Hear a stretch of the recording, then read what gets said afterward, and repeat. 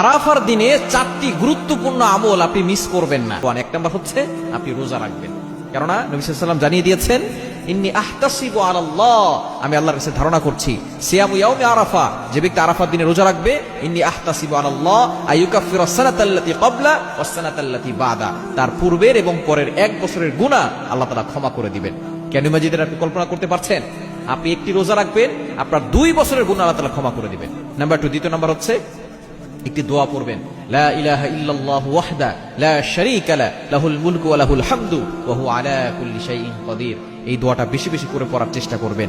এবং 3 নাম্বার হচ্ছে আপনি ইফতার করানোর ব্যবস্থা করবেন। যেহেতু অনেকেই এই আরাফার দিনে রোজা রাখার চেষ্টা করে, আপনি যতটুকু পারেন ইফতার করানোর চেষ্টা করবেন। তাহলে কি হবে, সে ব্যক্তি রোজা রেখে যে সওয়াব পেয়েছে, আপনি যাকে ইফতার করিয়েছেন সম্পূর্ণ সওয়াব সেও পাবে, এবং আপনাকেও আল্লাহ পাক রব্বুল আলামিন সেই রোজা রাখার সওয়াব আপনার আমলনামায় দিয়ে দিবে।